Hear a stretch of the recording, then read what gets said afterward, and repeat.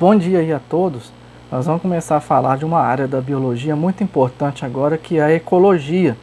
É uma área muito complexa, é uma área que para você estudar você vai ter que ter uma visão mais holística do assunto, porque dentro da ecologia existem muitas variáveis, diferente de outras áreas da biologia, onde acontece às vezes uma dualidade, né? Que você fala assim, não, ou tem ou não tem, ou é ou não é. A ecologia é um pouco diferente, tá? A ecologia são vários fatores aí que influenciam no comportamento aí dos seres vivos. Então, existe uma definição já inicial da ecologia que eu gosto de utilizar bastante, que é a do Rickleff, né? A do Rickleff, ele diz que ele define a ecologia como o estudo do ambiente natural e particularmente as relações entre os organismos e suas adjacências, ou seja, as relações que acontecem entre os organismos, né, podendo ser da mesma espécie ou não, e das suas adjacências, que seria o que? O ambiente que ele vive, né? O meio abiótico, né? O meio físico. E a maioria das definições do estudo da ecologia eu retiro do livro do Rickles, que é a Economia da Natureza, que é um livro que eu utilizo até hoje, eu sempre utilizei, que é esse livro aqui, tá? A Economia da Natureza, é um livro muito importante, tá? Um livro muito bom. O Eugene Odum, ele trata a ecologia assim, de uma forma também bem conceitual, mas também utiliza muito da estatística para fazer as explicações, tá? O livro do Eugene Odum, tá? Esse eu cito como os principais, tá? O Begon Harper Townsend, né? Esses três autores, o Robert Rickleff, que é esse que eu tenho aqui, e o Eugene Odum, né? São os três principais livros de ecologia que a gente tem aí no mundo. Bom, e a ecologia ela trabalha com escalas também, tá? Para você estudar esses fenômenos, né, ecológicos. Então é muito importante, quando você vai fazer qualquer tipo de trabalho, você analisar as questões das escalas, que são escalas temporais, tá? Escalas espaciais e as próprias escalas biológicas, né? Ver como que elas se relacionam. Por exemplo, um exemplo que geralmente eu sempre costumo falar. Vamos supor que chega um aluno para mim e fala assim, professor, eu gostaria de fazer um trabalho para tentar avaliar aí a conectância entre as aves e as plantas, entre os vegetais, né?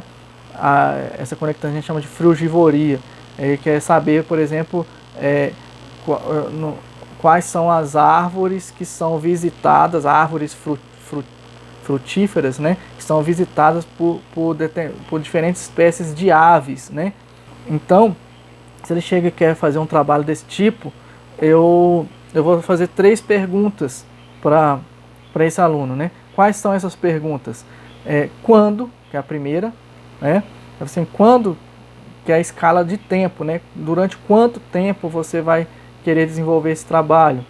Qual é o período que você vai querer desenvolver esse trabalho? Durante um ano, durante 6 meses, isso aí pode variar durante 2 anos, tá? Porque tem plantas que vão frutificar uma mata, por exemplo, tem plantas na mesma mata, tem plantas que vão frutificar mais no início do ano, outras mais no fim do ano, né? Tem aves que são migratórias, elas vão passar por aquela mata ali durante somente um período do ano, então tem que verificar essa questão de escala temporal. Normalmente, às vezes, somente 6 meses não dá para fazer esse trabalho, porque existem ali os períodos sazonais, né, a sazonalidade, período de seca, período de chuva. Em alguns lugares você tem ali as 4 estações do ano, né? Seria a primavera, o verão, o outono e inverno. E você tem que pegar ali todas as estações do ano, então seria uma escala de tempo, né? Verificar durante quanto tempo que dá para desenvolver esse trabalho. A segunda pergunta seria onde, né? Numa questão assim mais geográfica, em que local você vai fazer isso, em que numa mata decídua, numa mata semidecídua, num ambiente de cerradão, cerrado, né? Numa área alagada, e tem que delimitar essa área, né? Não pode ser uma área muito grande, senão não vou conseguir desenvolver o trabalho. Também não pode ser numa área pequena demais, né? Por exemplo, não pode ser às vezes pode, por exemplo, uma árvore só, vou pegar só aquela árvore no meio de uma praça e vou analisar isso aí. Também vai ficar um trabalho pobre, né? Às vezes um bosque seria interessante, ou mesmo, né? Então eu tenho que perguntar onde, né? Que é uma questão geográfica, que local, né? Que ele vai fazer isso aí, a delimitação que ele vai fazer isso aí. E o como, né? Como que ele vai fazer esse trabalho, que seria a metodologia, que tipo de ferramenta que ele vai utilizar, como que vai ser essa visualização, vai ser o olho nu, vai ser por binóculo, ele vai manter certa distância, durante quantas vezes ao dia, uma vez ao dia, 2 vezes ao dia, pela manhã e pela tarde, 3 vezes ao dia, qual vai ser a frequência, né? Ou vai ser todos os dias, 2 vezes por semana, né? 2 vezes por mês, né? Então, assim, esse é o como, né? Como que ele vai desenvolver esse trabalho? Vai utilizar de alguma ferramenta estatística para analisar esses dados, né? Então, isso aí tudo entra no como. Então, essas são as 3 perguntas: quando, onde, como, e a gente tem que trabalhar praticamente todos os projetos desenvolvidos dentro de ecologia, a gente tem que trabalhar dentro dessas 3 perguntas, para que você tenha aí um bom delineamento amostral, tá? E na ecologia você tem também uma hierarquia biológica, né, que segue aqueles níveis, né, aqueles níveis de organização biológica. Dentro da ecologia você pode estudar o ser a nível de indivíduo, você pode estudar o ser a nível de população. A gente sabe que população são aqueles organismos da mesma espécie, né? Como que a gente define um organismo aí sendo da mesma espécie? Eles precisam ser semelhantes, eles precisam cruzar entre si, eles precisam produzir descendentes potencialmente férteis, tá? Professor, por exemplo, um asno que cruza, que é uma espécie, que é o asno lá do jumento, que cruza, por exemplo, com a espécie do cavalo, lá com a égua. Eles são semelhantes? São semelhantes. Eles cruzam entre si? Eles cruzam entre si. Eles produzem descendentes? Produzem descendentes. O burro ou a mula, né, é o descendente aí desses 2 organismos. Mas tanto o burro quanto a mula, eles não são potencialmente férteis. O que seria potencialmente fértil? Por exemplo, de cada 100, 99 tem que ser fértil. No caso do burro ou da mula, você tem aí 1 em cada 100 que é fértil, ou às vezes até menos do que isso, tá? Eles são estéreis, né? Eles são, a maioria dos indivíduos que nascem, esses híbridos, eles são estéreis. Então, quer dizer que o jumento e a égua, eles não pertencem à mesma espécie, tá? Mesmo produzindo descendente, eles não pertencem à mesma espécie, tá? Eles são próximos, tudo, mas não são da mesma espécie.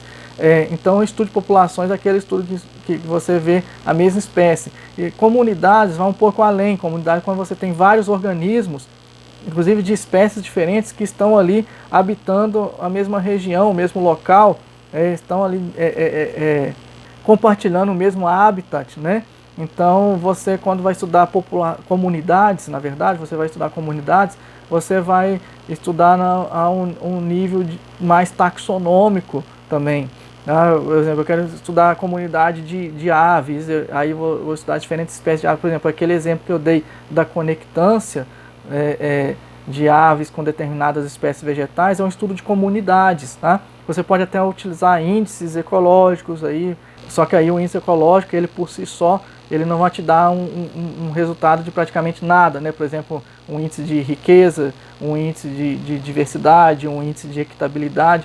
Você tem que comparar esses índices com o decorrer ao longo do tempo. Por isso que seria interessante uma escala temporal, uma amostragem de dados durante uma escala temporal. Aí sim você pode ter comparações, tá? Utilizando esses índices, tá? Então isso aí já é uma ecologia mais avançada, não é uma ecologia de ensino médio, é uma ecologia mais na graduação, tá? Às vezes a nível também de mestrado ou doutorado. O meu trabalho foi com comunidades, eu estudei comunidades de peixes, né? Comunidades de peixes. Então, e aí quando você parte para um estudo de comunidades de peixes, eu fiz um estudo em área oceânica, principalmente em área costeira, né? Os peixes, claro, todo mundo sabe que eles vivem na água, então eu tenho que analisar alguns parâmetros físicos, parâmetros abióticos. E aí, quando você utiliza os parâmetros físicos, os abióticos, junto com a comunidade, você já está partindo para uma escala maior ainda, que é uma escala de ecossistema, aqueles organismos que vivem naquele ambiente, né? Como que o meio físico está influenciando naquele organismo. Então você vai ter que verificar aí quais são as variáveis que vão estar influenciando na vida daqueles organismos. Eu utilizei praticamente, foram 4 variáveis, tem outras mais, tem muitas, né? Mas eu fiz uma análise de correlação, uma análise estatística para saber quais são as variáveis que têm maior influência naquela comunidade, né? Então eu consegui separar ali 4 variáveis, né? Dentre elas eu posso citar a temperatura da água, no caso como é um ambiente costeiro, oceânico, a salinidade da água, turbidez, oxigênio dissolvido, e profundidade também. Na verdade eu utilizei 5 variáveis, essas foram as que eu utilizei. E essas abordagens dentro da ecologia, elas podem ser muito amplas, podem ter diferentes escalas de tamanho, por exemplo, tá? Se você, por exemplo, quiser, você pode estudar ali uma sucessão ecológica que ocorre, por exemplo, ali no esterco do boi, tá? Nas fezes do gado ali, a sucessão de bactérias e fungos que estão interagindo, em questão de poucos dias você consegue verificar isso aí, né? Porque é muito rápido nessa parte da decomposição ali, que é uma escala menor, vamos assim dizer. Numa escala maior, por exemplo, você pode tentar estudar aí a relação das correntes oceânicas e das atividades pesqueiras, tá? Como que essas correntes oceânicas podem influenciar na pesca, né?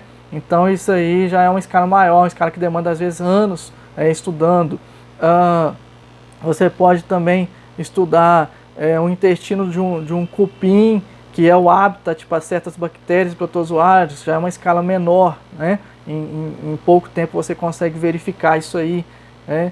E também é mais micro, né? Vamos assim dizer, ou uma escala mais macro, como por exemplo os padrões climáticos e a distribuição, por exemplo, de desertos, de florestas tropicais no mundo. Você vai demandar aí muitos e muitos anos, inclusive você vai ter que utilizar de dados históricos para fazer isso aí, tá? Dados de milhares de anos atrás e assim por diante, tá? Porque é clima, né? E você pode, por exemplo, estudar migração, tá? Migração de borboleta, por exemplo, que pode durar aí algumas semanas, alguns meses, migração de aves, que pode durar alguns meses, né? Então tudo isso está dentro da ecologia.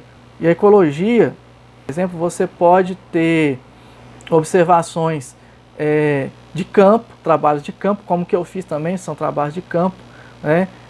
Claro que depois de coletado, a gente levava isso para um laboratório, fazia todas as triagens, as identificações, as triagens, e jogava isso, tabulava isso num banco de dados, num sistema, para depois ser trabalhado estatisticamente, né?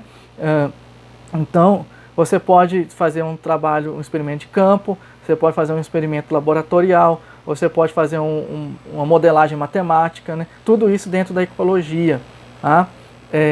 Experimento de campo, ele pode ser tão complexo como, por exemplo, um experimento de laboratório, tá? Então vai variar de acordo com o tipo de trabalho que você está fazendo. E existe uma frase bem interessante que a gente utiliza assim dentro da ecologia, que fala o seguinte, que com uma ecologia ela utiliza várias ferramentas, dentre elas uma ferramenta importante seria a estatística. Existe uma frase que fala o seguinte, que existem mentiras, malditas mentiras e estatística, e você pode provar qualquer coisa com estatística. Bem, dentro do meio científico, claro, dentro do meio científico, você consegue provar qualquer coisa com estatística desde que seus dados estejam bons, seus dados estejam robustos, desde que não tenha nenhum problema ali na coleta dos seus dados e na forma como você trabalhou os seus dados. Se os seus dados estão bons, você consegue sim fazer uma boa análise estatística e você consegue ter comprovação sim daquilo que você está querendo estudar ou verificar, tá? Então, pessoal, na próxima aula nós vamos entrar aí na parte que é a base do conhecimento da ecologia, tá? É a base do início do estudo da ecologia, que seria as cadeias alimentares. Então nós vamos para a próxima aula estudar as cadeias alimentares, tá? Se você gostou do vídeo aí, dá o seu like, tá? E tchau, tchau. Tudo de bom. Volto em breve.